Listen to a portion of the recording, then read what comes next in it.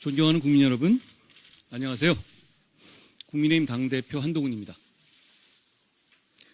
정치를 시작한 지 10달, 당대표가 된 지 100일이 됐습니다.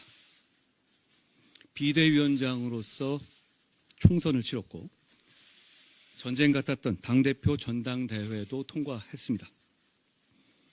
10월 16일 재보궐선거는 판이 커져서 마치 당대표 중간평가 같은 느낌이었습니다. 재보궐선거가 끝난 후 승리한 곳이 아니라 패배한 전남 곡성을 먼저 찾았습니다. 곡성의 주민들께서는 다음에는 한번 찍어주겠다, 자주 와달라고 하셨는데요. 보수여당의 대표가 곡성을 찾아간 것이 대한민국이 시작된 이래 처음이었다고 합니다. 부산 금정에서는 22% 차이로 61%를 득표했지만 그게 부족하지만 기회를 한 번 더 주는 것이다 라는 의미라는 점을 잘 알고 있습니다. 인천 강화에서는 북한 대남 방송 등의 삶의 문제를 해결하라는 주민들의 명령을 받았습니다. 한 표 한 표의 의미를 생각하면서 힘을 얻고 차근차근 부족한 것을 채워 나가겠습니다. 우리는 변화를 시작한다. 저의 당대표 취임 일성이었는데요. 민심에 반응하고 더 유능해지고 외연을 확장하라는 것이 국민과 당원의 명령이었습니다. 100일 동안 그 변화와 쇄신을 위해서 이리 뛰고 저리 뛰었습니다. 지난 100일 민생정치, 대한민국의 우상향, 청년정치, 정치개혁하자고 소리 높였습니다. 가장 많이 얘기하고 힘을 준 것은 여야 의정협의체 등 의료 상황의 해결에 관한 것이었죠. 이보다 더 시급한 민생이 있을까요? 어제 정부가 의대생의 휴학 승인을 대학의 자율에 맡기겠다면서 전향적인 입장을 내놨습니다. 겨울이 오고 있습니다. 여야 의정협의체에 참여하는 의료단체가 더 많아지기를 기대합니다. 끝까지 노력하겠습니다.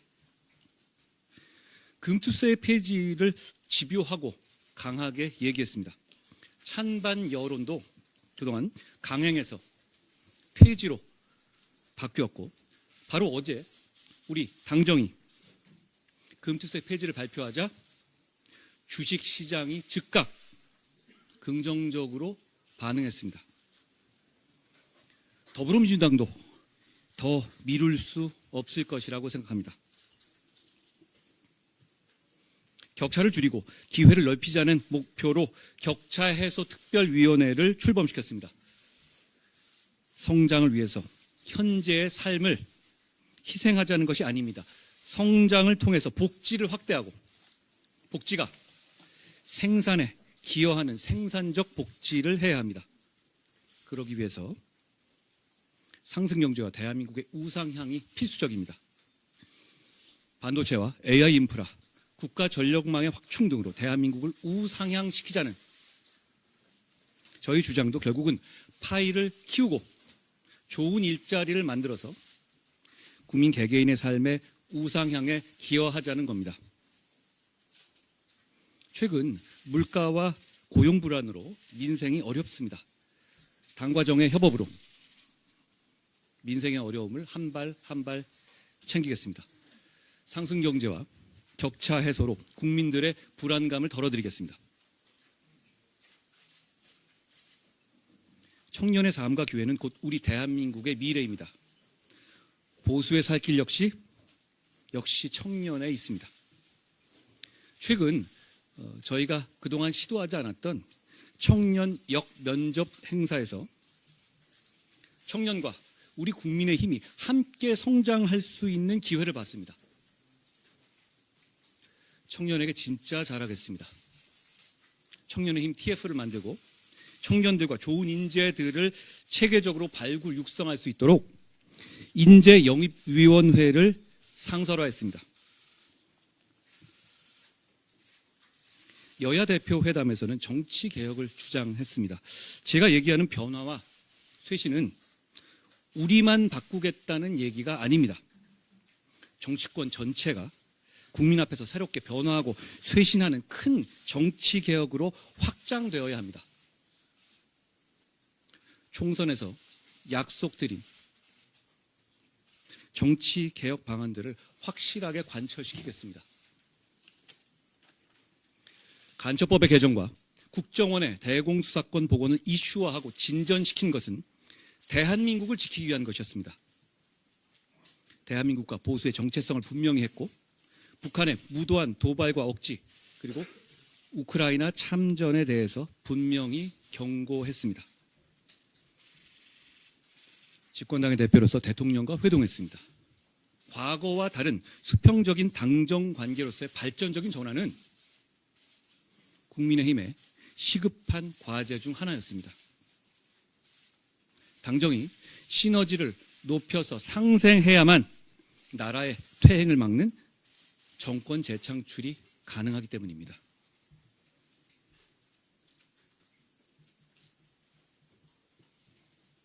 저는 우리 윤석열 정부가 성공한 정부로 남기를 누구보다도 바라고 있습니다. 그래서 정권을 재창출해야 하고 반드시 그래야 한다는 무거운 책임감을 느끼고 있습니다.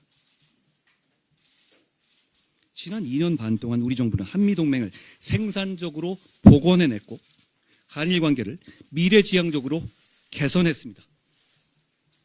저자세 대북 대중 외교에서 탈피해서 대북 정책의 원칙을 굳건히 견지했습니다. 탈원전 정상화, 원전 수출로 무너진 생태계를 복원했고 세계 원전 르네상스라는 호기를 잡았습니다. 방산 수출이 비약적으로 늘고 대통령이 앞장서서 민관이 글로벌 세이즈에 나섰죠. 세계 국채 지수 편입에 성공해서 우리나라의 자본시장과 경제의 위상이 크게 높아졌습니다. 노사관계 현장에서 건설 폭력과 화물연대 파업이 힘을 잃은 것은 정말 큰 성과였습니다. 연금, 의료, 교육, 노동 등 4대 개혁은 지금까지 어떤 정부도 해내지 못했지만 더 이상 피할 수 없는 당과 정이 함께 추진해야 할 포기할 수 없는 과제이기도 합니다. 다만 이런 개혁의 성과들이 그리고 과제들이 몇몇 상황들에 대한 국민들의 실망과 우려에 가려져서 제대로 평가받지 못하고 있는 것이 안타깝습니다. 그런 우려와 실망을 해결하고 극복하지 못한다면 개혁 추진은 어렵습니다.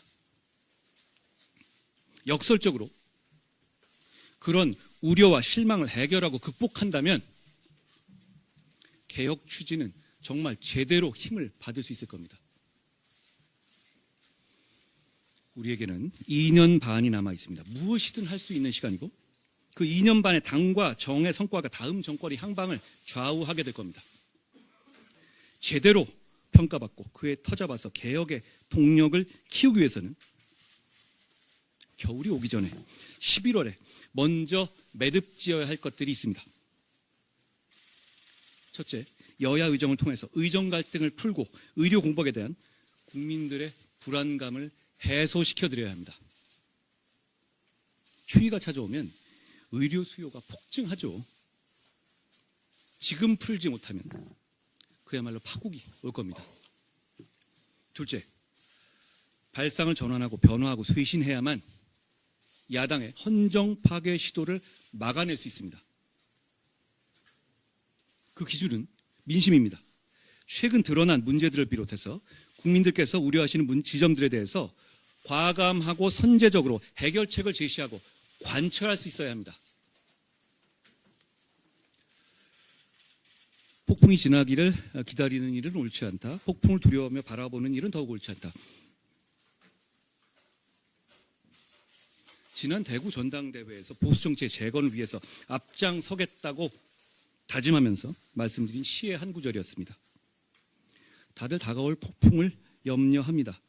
우리 바라보고만 있을 수는 없지 않겠습니까? 모두가 무엇이 문제인지를 알고 어떻게 해야 하는지도 알죠. 다만 누구도 문제 해결에 선뜻 나서려 하지 않았습니다. 제가 문제를 해결하겠다고 집권당 대표로서 그 책임감으로서 나섰습니다. 여러분, 뭉치고 단결하겠습니다. 다만 문제를 방치하기 위해서가 아니라 문제를 해결하기 위해서 뭉치고 단결하겠습니다. 더불어민주당에게도 분명하게 요구합니다. 첫째, 여야의정 협의체 참여에 대한 분명한 입장을 대표가 직접 밝혀야 합니다. 지금 국면에서 의료 상황의 해결은 가장 중요한 민생이고 또 민생입니다. 여야의정협의체를 가장 먼저 언급했던 민주당이 이제 와서 시기상조다라고 하는 것은 민생을 포기하고 국민의 건강과 생명을 외면하는 것입니다. 국민의 건강을 정략적으로 볼모 삼아서는 안 됩니다. 둘째, 북한이 러시아를 위해서 파병하고 참전했습니다. 세계 평화를 위협하는 북한의 무도한 행위에 대해서 민주당은 명확하고 공식적인 입장을 밝혀야 합니다. 민주당은 국정원 고문기술 전수다라는 황당한 말 대신에 북한 참전에 대해서 우리 정부를 향해서 말고 북한을 상대로 한 입장을 밝혀야 합니다. 셋째, 대표의 범죄 혐의에 대한 방탄을 위해서 헌정 위기를 조장하고 사법 시스템을 난도질하는 폭력적인 정치 행태를 중단해야 합니다. 그 어떤 개인도 시스템 위에 있을 수 없고 그래서도 안 됩니다. 사법 시스템을 전복하는 것은 나라의 근간을 무너뜨리는 것입니다. 국민의힘이 국민과 함께 막을 겁니다. 제가 앞장설 겁니다. 우리 국민의힘은 지금 절체절명의 위기 상황입니다. 지금 위기를 해결하고 문제를 해결하고 극복하지 못하면 우리에게 다음은 없습니다. 정권 재창출의 주체가 국민의 힘이 되려면 우리 모두가 문제 해결의 주체가 되어야 합니다. 우리 모두가 진정으로 사는 길이고 전체주의적인 선동 세력을 극복하고 대한민국이 마침내 사는 길입니다. 토지개혁과 한미상호 방위조약을 이끌어낸 이승만 대통령, 중공업화로 지금의 산업화를 이루어낸 박정희 대통령, 금융실명제로 부패 사슬을 끊어낸 김영삼 대통령은 우리 당의 역사에 자랑스럽게 새겨져 있습니다. 보수의 긍지와 자부심을 바로 세우는 부끄럽지 않은 정치 하겠습니다. 애국심과 도전 정신으로 국민의힘의 중단 없는 변화와 쇄신을 이끌어가겠습니다. 그렇게 우리 당에서 시작된 변화와 쇄신은 낡고 부패하고 국민들로부터 외면받는 정치판 전체를 개혁하는 신호탄이 될 것이라고 믿습니다. 고대부터 현대까지 정치에 싸움이라는 게 없었던 적은 한 번도 없었습니다. 앞으로도 우리 국민의힘은 국민을 위한 싸움이라면 주저하거나 몸살이지 않겠습니다. 다만 그 과정에서 나라와 국민을 위한다는 명분을 잃지 않겠습니다. 나라와 국민을 위한다는 그 명분을 잃지 않는다면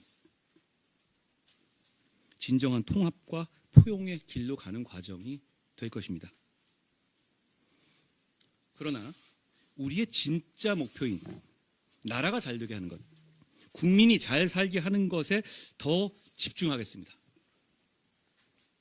그러기 위해서는 우리가 추진하고 있는 상승 경제와 격차 해소를 선순환시켜야 합니다.